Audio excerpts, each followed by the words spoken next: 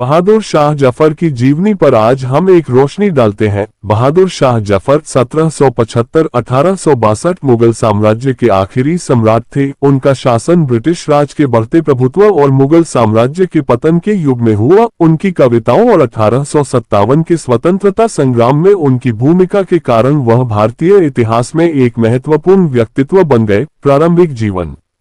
पूरा नाम अबू जफर सिराज उद्दीन मोहम्मद बहादुर शाह। जन्म 24 अक्टूबर 1775 दिल्ली। पिता अकबर शाह दोम, मुगल साम्राज्य के 17वें शासक। माता लालबाई। शिक्षा बहादुर शाह को फारसी, उर्दू और इस्लामिक धर्मग्रंथों का गहन ज्ञान दिया गया। बहादुर शाह जफर को युवावस्था में ही स्पष्ट हो गया था कि मुगल साम्राज्य का वास्तविक नियंत्रण ब्रिटिश ईस्ट इंडिया कंपनी के हाथ में है। उन्हें मुगल सिंहासन पर 1837 में उनके पिता की मृत्यु के बाद बिठाया गया, लेकिन उनका वास्तविक सत्ता पर अधिकार नहीं था। शासनकाल। मुगल साम्राज्य का पतन। बहादुर शाह जफर का शासनकाल नामात्र का था। उनका साम्राज्य दिल्ली के लाल किले और उसके आसपास के कुछ क्षेत्रों तक ही सीमित था। ब्रिटिश नियंत्रण। ब्रिटिश ईस्ट इंडिया कंपनी ने उनकी शक्तियों को सीमित कर दिया था। बहादुर शाह जफर केवल एक प्रतीकात्मक राजा थे। साहित्य और कला। बहादुर शाह जफर एक कुशल कवि और साहित्य प्रेमी थे। उन्होंने उर्दू और फारसी में कई कविताएं लिखी। उनके दरबार में मिर्जा गालिब, ज़ौक़ और मोमिन जैसे महान कवि हुआ करते थे। उनकी कविता का विषय अक्सर आध्यात्म, प्रेम और दुख से जुड़ा होता था। 1857 का स्वतंत्रता संग्राम। नेतृत्व की भूमिका। 1857 में जब भारतीय स्वतंत्रता संग्राम शुरू हुआ तो दिल्ली के सिपाहियों और विद्रोहियों ने बहादुर शाह जफर को अपने नेता के रूप में चुना। उन्होंने मुगल झंडे तले विद्रोह का नेतृत्व किया, लेकिन यह उनकी इच्छा से अधिक परिस्थितियों का परिणाम था।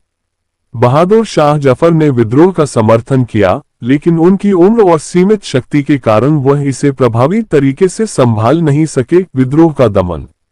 ब्रिटिश सेना ने विद्रोह को कुचल दिया। सितंबर 1857 में दिल्ली पर ब्रिटिशों ने फिर से कब्जा कर लिया। बहादुर शाह जफर को गिरफ्तार कर लिया गया। उनके बेटों और पोते को अंग्रेजों ने मौत के घाट उतार दिया। निर्वासन और मृत्यु। अदालत और निर्वासन। 1858 में ब्रिटिशों ने बहादुर शाह जफर पर मुकदमा चलाया और उन्हें देशद्रोह का दोषी ठहराया। उन्हें उनके परिवार के साथ रंगून, आज का यांगून, म्यांमार निर्वासित कर दिया गया। अंतिम दिन। निर्वासन के दौरान बहादुर शाह जफर ने कष्ट और अकेलेपन का सामना किया। 7 नवंबर 1862 को रंगून में उनकी मृत्यु हो गई। उन्हें रंगून में गुमनाम तरीके से दफनाया गया।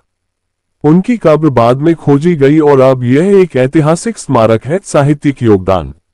बहादुर शाह जफर एक उच्च कोटि के कवि थे। उनकी कविताएं दर्द, निराशा और अपने साम्राज्य के पतन के लिए उनकी पीड़ा को दर्शाती हैं। उनकी सबसे प्रसिद्ध पंक्तियों में से एक है, कितना है बदनसीब जफर दफन के लिए 2 गज जमीन भी न मिली कोई यार में।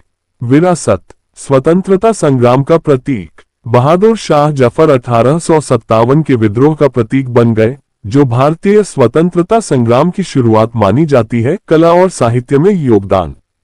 उनकी कविताएं और साहित्यिक रुचि मुगल काल के सांस्कृतिक योगदान का एक अमूल्य हिस्सा है। निष्कर्ष। बहादुर शाह जफर का जीवन एक ऐसे शासक का था जो अपने साम्राज्य के अंत का गवाह बना। वह अपनी शक्तिहीनता के बावजूद भारतीय स्वतंत्रता संग्राम के पहले बड़े प्रयास का चेहरा बन गए। उनकी कविताएं और उनका संघर्ष उन्हें भारतीय इतिहास में एक अनूठा स्थान देते हैं।